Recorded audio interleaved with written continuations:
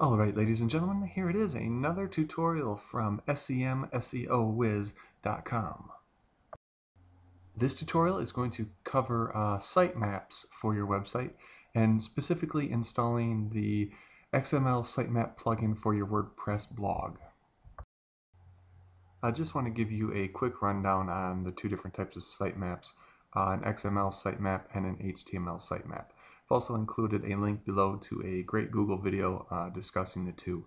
For my sites, I prefer to use an XML sitemap, specifically because they're easier to generate with this XML sitemap plugin, and the plugin also identifies the major notifies the major search engines whenever I make a change to my site.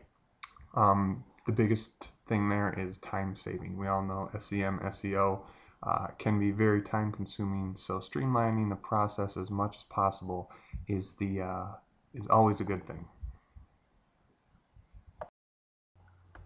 Now, I've gone over installing plugins with WordPress previously.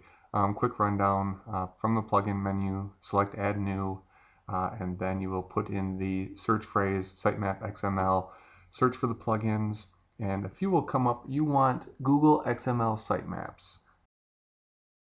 Once the plugin is installed, over on the left sidebar you will find a link for XML Sitemap. Click on that and you will be taken to a page where you can generate your sitemap for the first time.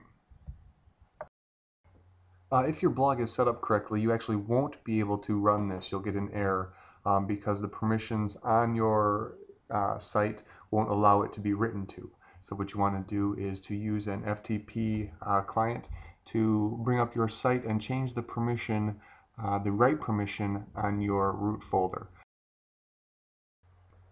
Once you set the permissions on your root folder to 777, which allows it to be written to, pop back over to the WordPress plugin and click Generate the Sitemap Now.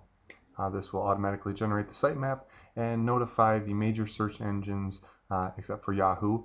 And then immediately you're going to want to pop back over to your FTP client and change your permissions back to 755 so that your site is not writable.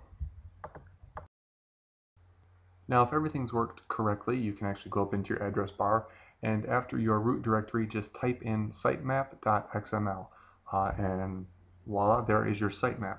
Now, what I like to do with it is to put a link to the sitemap, to the XML version of the sitemap, on my site. That way other search engines can find it, and it's always there. So what I do is in the back end of WordPress, I just install a text widget where I drop in the code with hrefs link to the sitemap, and voila, sitemap installed. And the nice thing about XML Sitemap is that when you update content on your site, it will automatically notify the search engines and update the XML file, taking a lot of time away from going to Google Webmaster Tools and manually letting them know that your file has been changed, or even worst case scenario of creating an XML or HTML sitemap file from scratch.